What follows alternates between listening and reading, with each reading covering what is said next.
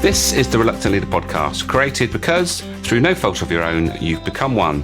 I'm your host, Mark Terrell, and I know how it feels when you're getting ground down by people issues, constantly firefighting and wondering how on earth you ended up here. In each episode, I invite a guest to discuss a topic and give you 3, sometimes more, top tips that will help you in your leadership role.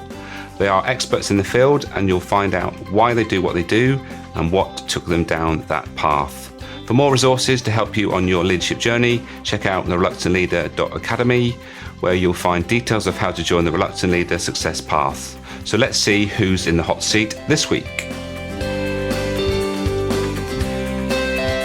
Today I'm talking to Rachael Chiverton. Rachael lives in Macclesfield, Cheshire with her husband and dog Missy. She left school with no A-levels, had no idea what to do. She loved maths, so tried accountancy. This didn't work out, so she went out cold calling, selling advertising in building control handbooks. Loved the calling, hated the selling. Found out about credit control, calling people, problem solving and maths. Brilliant.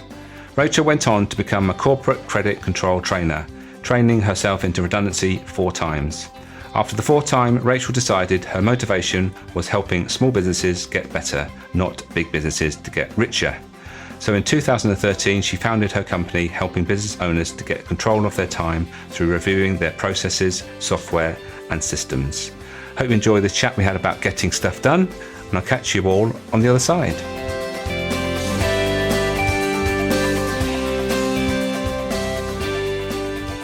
Rachael, welcome to the Reluctant Leader podcast. Thank you very much.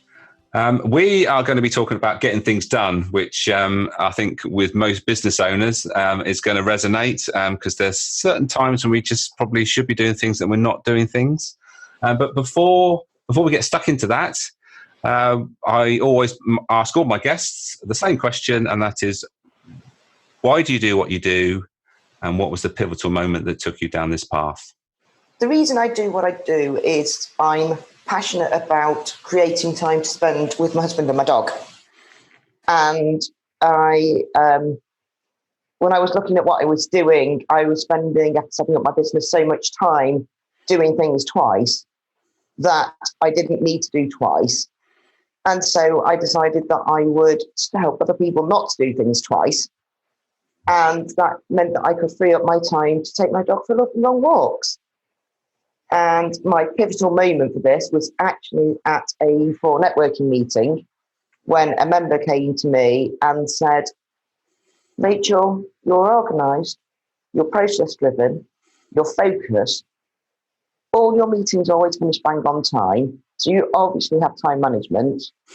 I'm rubbish at this. Can you hold me accountable, and can you make me manage my time? And that was how the Focus Guru came about. Wow. So that wasn't something that you hadn't really got planned. It's something that was obviously reflected back on you and somebody came up with, and obviously something maybe you hadn't thought about before that moment, maybe? Yeah, I mean, before that, I was the contracts lady, and I do still write contracts and terms and conditions and things like that. But what the Focus Gurus enable me to do is not to always do one-off projects. Because obviously with contracts, if I write a contract for you, until you launch a new product or service, you don't need me again. Mm-hmm. So with the Focus Guru, and it's using a set of skills, and I actually more enjoy the Focus Guru stuff now. It's helping me to get people to engage, to manage their time. Mm-hmm. And the wonderful thing for me is when my clients actually, after normally somewhere between 4 and 9 months, they've got the processes in place, they've got the systems in place, and they, through the accountability, are actually using them and understand how to use them properly.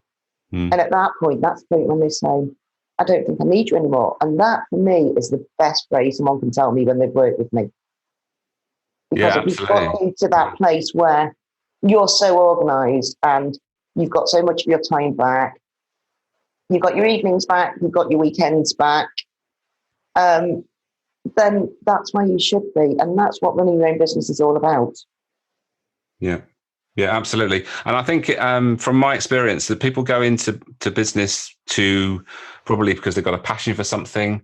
But when it gets down to the nitty gritty and just getting things done, there's something that gets in the way, isn't it? And is there something that's reoccurring with your clients that you see time and time again that you tend to be, in most cases that this sort of thing happens or is prevalent?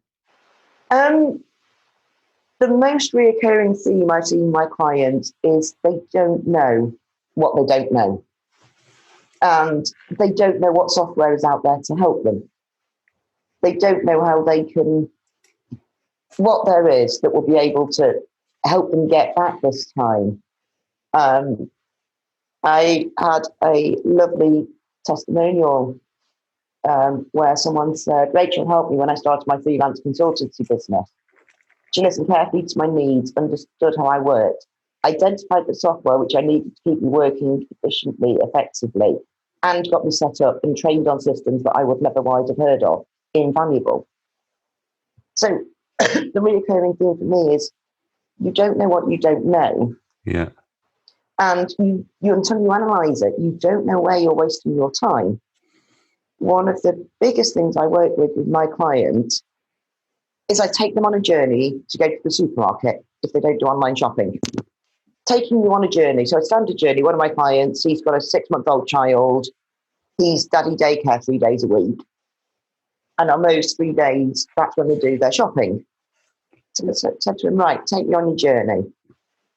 He said, well, I have to get the baby ready into shoes and coats and then take the baby out, put the baby in the car, then I go back and get the shopping bags, and then I might before that have done a little list, but I don't really do a list. Then I've got to drive to the shop, then I've got to find a car parking space, then I've got to go and get a trolley. Once I've got the trolley, I've got to unpack the baby from the car, make sure the baby's safely in the trolley.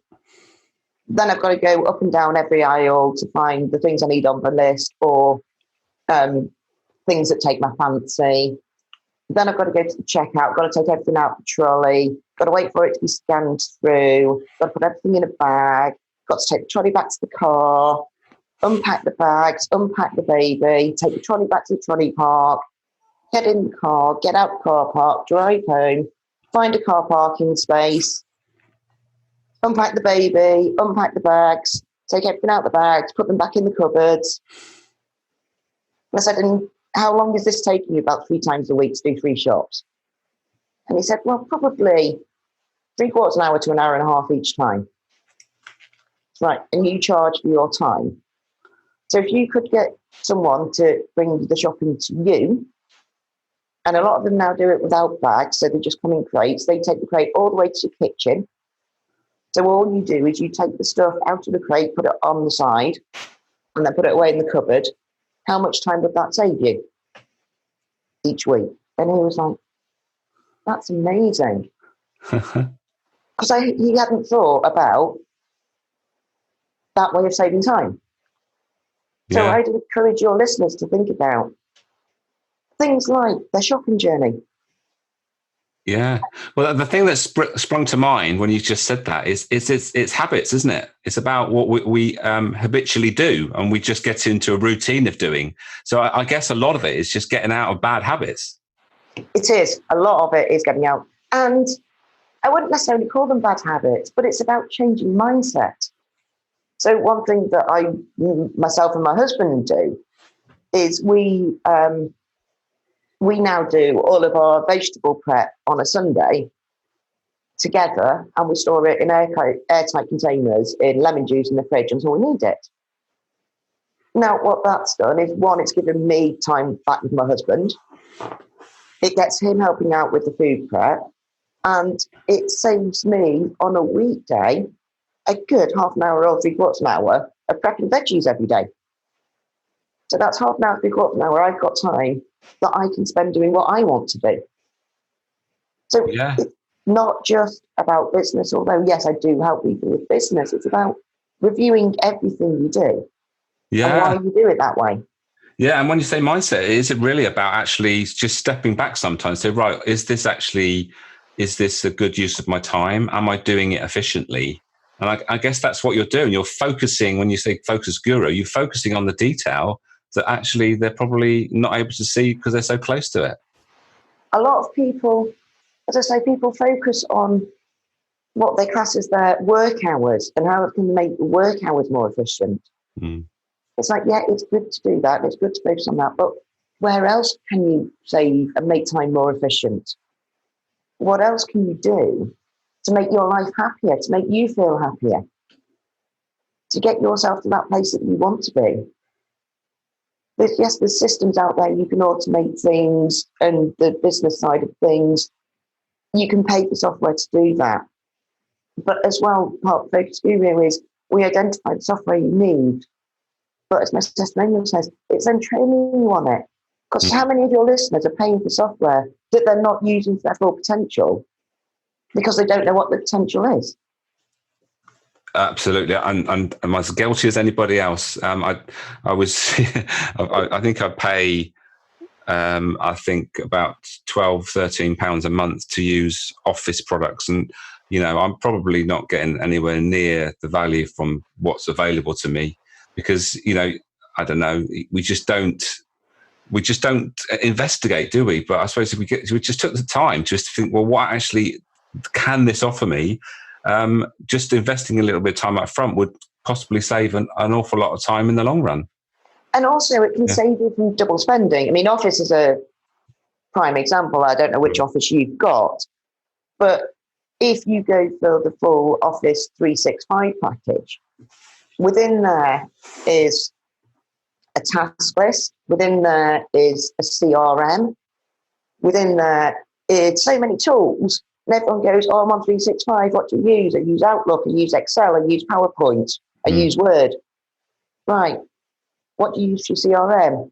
Oh, I pay for Capsule. Right. Have you looked at the Office CRM? No, they don't have one. Go away. Look at what you're actually buying. Yeah. Where else could you, what are you paying double for? Now, it could be that you don't like, say, the Office CRM and it doesn't fit with you, and that's fine. But you don't know that until you've looked into it. If you've looked in, and if you haven't looked into it, you haven't tried it, how do you know you don't need to double pay for Capsule? It's interesting because one of the things I looked at and found, which is one of the passions of yours, which you do in your spare time, is actually you're interested in the F1, which is I suppose this sort of links in quite well with this because F1 is very much about detail. It's about checking and making sure that everything's right and small little tweaks that makes a massive difference on the whole length of the Grand Prix and all those sort of things. So do you see that analogy with that being so close to what you like doing in your spare time with what you do in your work? Yeah, it's highly amusing when the Formula One is on in our house because that dictates those weekends. Right. And we plan our weekends around the TV coverage of the F1. But when you're watching the race, we actually sit there, myself and my husband, and I will be analysing what they're doing in a pit stop, what strategy calls they're making. And we also have the live timing screens up. So we shout at the TV directors for showing us the wrong cars on the TV because we can see the gaps in between the other things. And having that level of attention to detail, F1, like you say, millimetres can be seconds. Yeah. And yet, in our business, how many millimetres in our lives, how many millimetres do we keep wasting? How much are we setting ourselves back from the person that we want to be? What difference? What if we change just one, relating it back to F1? If we change, like Red Bull did fairly recently, they went to a matte paint from a shiny paint. Now, Red Bull reckon that saved them 0.3 seconds a lap. Wow, really? Yeah. You think shiny paint will be faster, wouldn't you? But, unless you try it, you don't know. Now, whether it did actually, I don't think it actually saved them that much. I think that was media bragging. But yeah, what little thing haven't you thought about changing that could make a huge difference overall? And I know it's very, very hard when it's just you to look at your life in so much detail. But there's so many things that you can alter and amend. And a lot of it is habits and it is mindset. And They say it takes 21 days to change your habit. I think it takes longer than that, because it only takes 21 days to change your habit, providing you change that habit every single day for 21 days. If you're going to change a habit like going shopping, you're not going to the supermarket every single day. Right. So something that you don't do every day will take a lot longer to change. But again, it's about your mindset, about you look at it. One of the jobs I absolutely detest doing is hanging up the washing. Because, again, you think you've loaded it in the washing machine, you take it out the washing machine into a basket, take it from the basket onto an area, take it off the area, you fold it up, put it in the basket, then you have to take the basket back upstairs. That's such a waste of my time. So what I do now is, when I'm hanging the washing up, I'll listen to a podcast, I'll listen to an audiobook. This morning, I had one of my networking members ring me up and ask me for some recommendations for marketers. So I took that phone call, put it on speaker, and hung my washing up whilst I was talking to her. That way, in fact, and it was great because I needed to come and look someone's phone number up because I couldn't find it. And I just turned around to her and said, "Oh, hang on, let me just finish hanging this T-shirt up." And she just turned around and said, "I love it. You're always using your time twice." Now I could have sat down at the computer and just had that phone call with her and gone back to doing the washing. But at the beginning, there was no need for me to be near a computer. So what else could you be doing whilst you're on a phone call? I thought this was going to be a business conversation, Rachel, but we're talking about all this domestic stuff. It's really good. I mean, it's brilliant, and it's all about saving time. And obviously, saving time is doesn't matter where you are, whether you're in your business. But there's simple things that you're saying which are just a genius, to be honest. I mean, using your time twice when you're hanging out the washing, fantastic. So, I mean, I can, if you want to, talk about business software and how software can save you time. But I think we should probably get to that at some point. But obviously, it's all relevant, and it's great to see how you're just being so creative with. I presume you see it like this as being creative. That's how I see it. It's been creative with, just mundane things and how you can make them work better for you, especially when you're doing something you don't really like doing. Yeah, I mean, it's quite interesting because a few other people have called me creative, but I never see myself as creative, because I think for me, the definition of creative is pictures and drawings and pretty stickers. And I'm very much not that. I'm very much process manuals, attention to detail, writing down every little stage to see what stage you can remove. And I don't see myself as creative at all, because for me, as I say, creative is pretty pictures and being able to draw. And believe me, I really can't draw. The hardest thing I have about a blog is finding a picture to go with it. The writing of the blog is easy for me because that's the detail. Yeah. But it's interesting because I, as most people that listen to this podcast regularly know, you use the motivational maps tool, and one of those motivations is the creator, and it's quite often people get confused about what creativity is. Yes, it can be artistic and all those sort of things, but also it's about problem solving. And it's about being creative in that way. And I think that's what you're doing, is you're a great problem solver and obviously enjoy doing that. And you're being creative in your thinking rather than being creative rather than creating something that's like artistic. It's actually being creative in your thinking as opposed to being, with your hands. So. Yes. And with that kind of hat on, then yes, I'm definitely a creator. Yeah, and that's so valuable in a business space, is to have people that are, have that sort of something that switches in them, that wants to solve the problem and to, well, how can we do this better? That is not something that everybody naturally has, and obviously it's a really valuable thing to have too within. Well, as we've already heard, at home or in business, you can use these skills in both environments. So. I just wanted to mention something that I only came across yesterday, actually, and it's like a 5-part method or a model, which is we're talking about business here. And when we talk about when we want to do something, there's like this 5 stages we go through. So firstly, we have to have a vision. We have to think, well, what is it that we want to do, and what does it look like, and where's it going to take us? Once we've got that clear, then we've got to go to the planning stage, which is about, thinking about what steps need to be put in place to get there. Then we get to the facilitation, where we think what resources we need, whether that's, people, systems, and all that sort of stuff. And then the next stage, and I think this is the most relevant thing, and this is where I quite often get stuck, is the doing bit. Now, I'm quite good at thinking about what I want to do, visioning it and planning it and facilitating the things I need, like the software or whatever it is. But it's the doing bit that that is my Achilles heel. And I'm guessing that is quite common. Is that something that you or would you say something different? No, that's definitely very common. Yeah.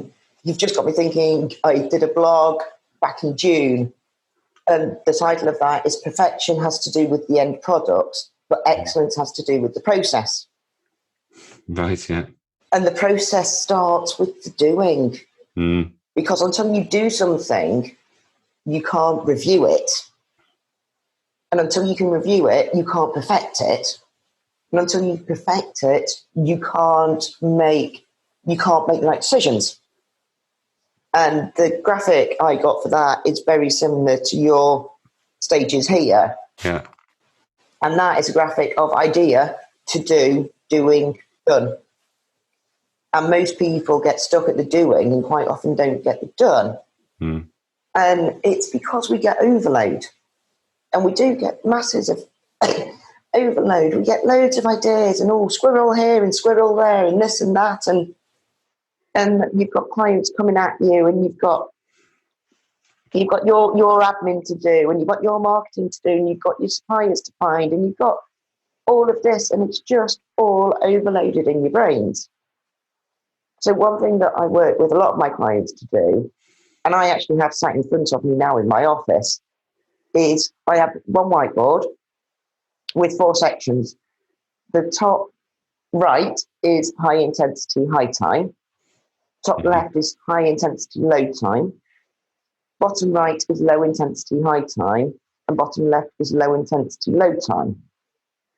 And I use the word intensity for a reason, because intensity can be anything. Intensity could be money. It could be motivation. It could be what will move your business forward. It could be what's holding you back. It could be what's draining you.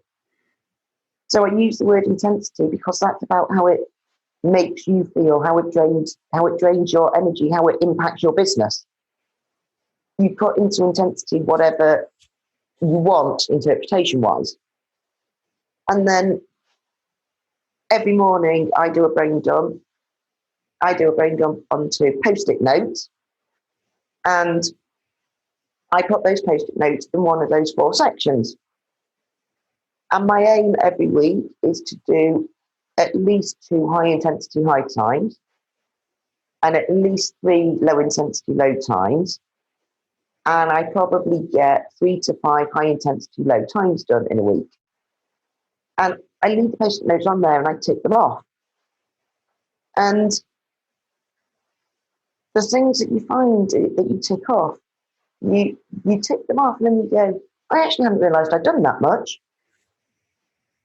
So when you think you've achieved nothing, you've actually achieved masses. And then on a Sunday or a Monday, I take off my ticked off Post-it notes.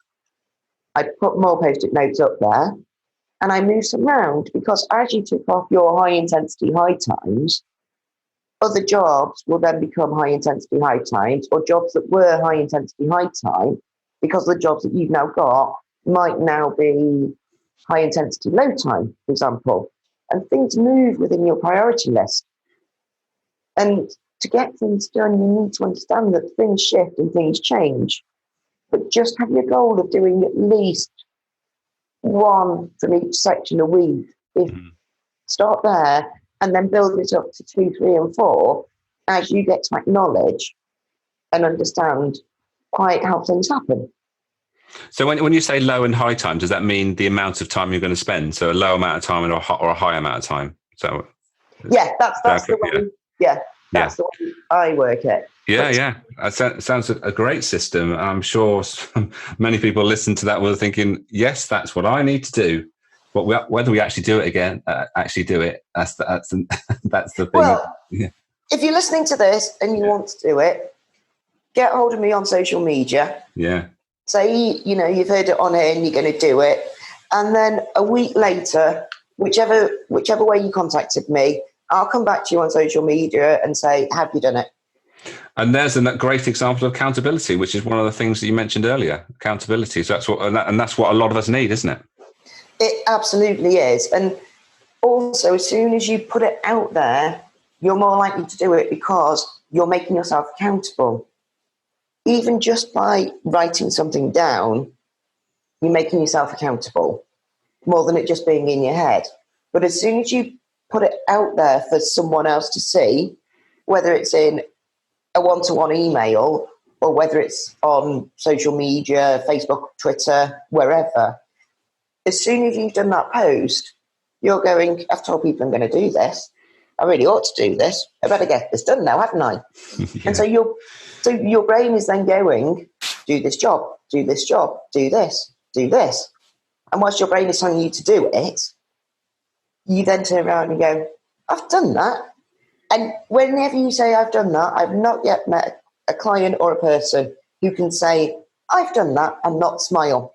And we all know that smiling makes us feel good. So the more you do, the more you smile, the better you feel.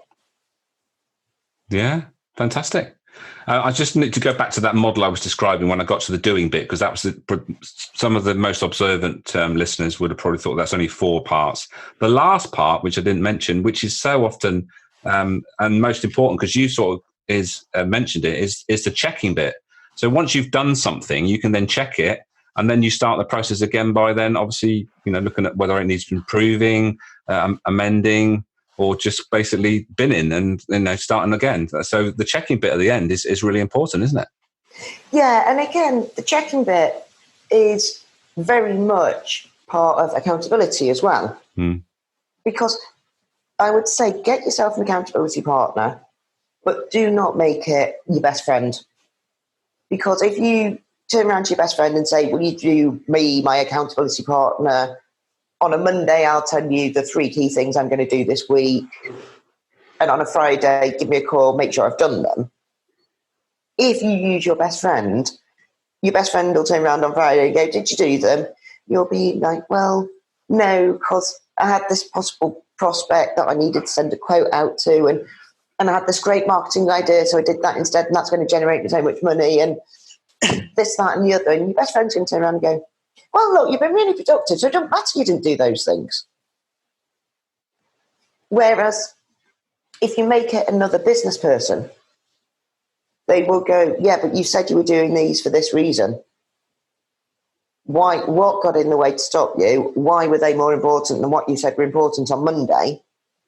And were they actually more important? Or have you just been faffing? Yeah.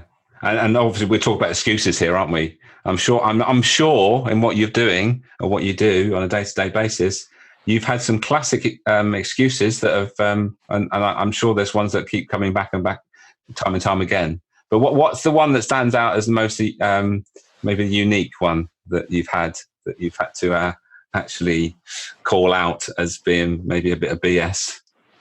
There's an interesting question.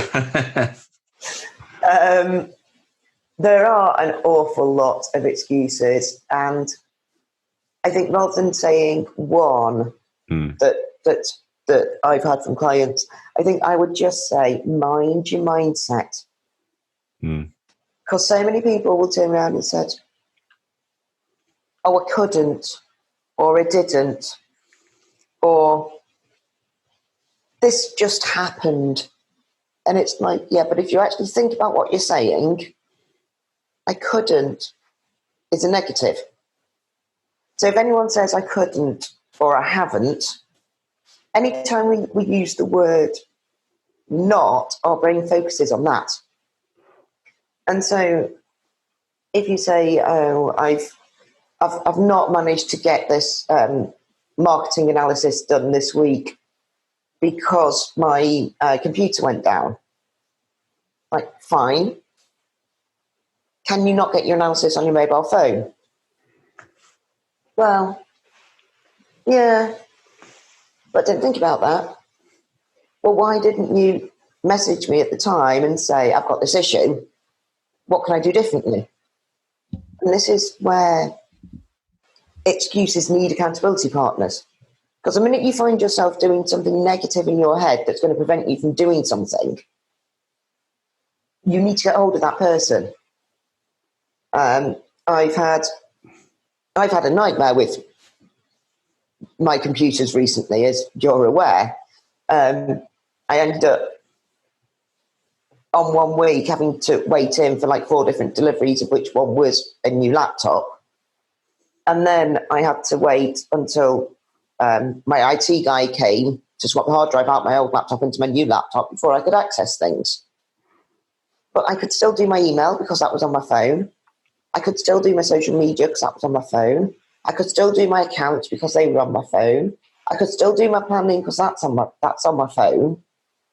So in this day and age, does not having a working computer actually stop you from doing anything? That's a question I'm putting out there to your listeners. Well, most of us carry around a computer in our pocket, don't we? Yeah. But again, how going back to what I said about understanding what you're paying for, yeah, and learning to use the systems and the technology, how many of us actually use everything our phone offers us? Mm. How many of us actually even know the systems and the apps we've got on our phone and how powerful they are? Yeah, apparently a phone comes with an app which you can actually ring people and speak to them. I know. That's what I heard recently. Is that something that you've come across? That's something that's actually something I use all the time. And in fact, that's another big one that people procrastinate against, is making phone calls. And I always say to them, why? And they say, well, it might be an inconvenient time. I said, okay. So if someone rings you and it's an inconvenient time, what do you do? And I don't answer it. Right? And then what do you do? Well, I leave a message and let them ring me back. So what makes you think anyone else would do anything different? Simple. Yeah, but people don't. People just think, oh, I can't because they might not want my call. And even if they answer, they're kind of regardless of why you're ringing, the first thing I say when I ring someone is now a good time for a quick chat? They're either going to say yes or no. If they say yes, fine, we have a chat. If they say no, it's like, okay, can I ring you back? What time's good for you? And then again, you've taken that action. You're checking with them when's good for them, and you're doing it because you've made a time to ring them back. So you've done your plan, you facilitate, you're doing, and you're checking all in one step. And that's just by one phone call that lasted probably 2 minutes. Again, simple idea would completely change the way you do things. Sadly, Rachel, we're running out of time. And as you know, I did prompt you before we started recording about some top tips that I ask our listeners to leave us with. So what would those 3 top tips be that we can sort of sum up what we've been talking about? I think my very first one is understand your software. Understand what you're paying for. So my first top tip is go away, look at what software you've got, go to like the help menu and type in functions. See what functions you're paying for that you didn't know existed and investigate them. And learn how much, whether 1, they could save you from paying out for a second system, or 2, could it save you time? Or 3, could it just stop you from stressing? So that's software. Go out and investigate that. Yep. Top tip number 2, use your time twice. Do have a look and a think, both in business and in personal. Where are you wasting time? You know, if you've got past clients that you've not caught up with for a while, next time you're in the car, providing you've got hands-free or Bluetooth connection, ask the car to ring them. What have I said? If it's not a good time, they'll tell you. You know, use your time twice. There are so many things we do every day in both life and business where we waste time. So look at what you're doing and find out how you can use your time twice. Yeah.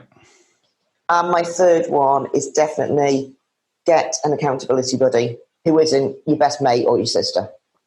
As I've said, accountability buddy, you're telling them what you're going to do, which means that you're going to do it. Great stuff.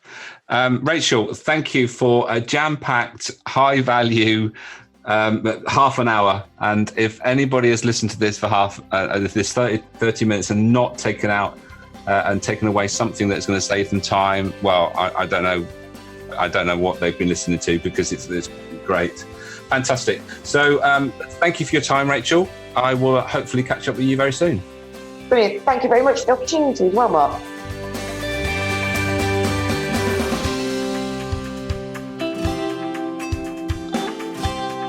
Thank you for listening. Don't forget to check out thereluctantleader.academy. And if you get a chance, please leave a review on whichever platform you have been listening. And also share the love by sharing the episode with someone who would benefit. Leadership is a choice. If you have the right mindset, know the process to follow, and the key skills to use at each point in the process, you have everything you need to leave a lasting legacy. Don't forget to put into action anything that has struck a chord in this episode. And until next time, be the best you can be.